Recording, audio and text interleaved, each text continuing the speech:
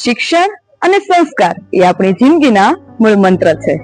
શિક્ષણ આપણને નમવા નથી દેતું અને સંસ્કાર ક્યારે આપણને પડવા નથી દેતા.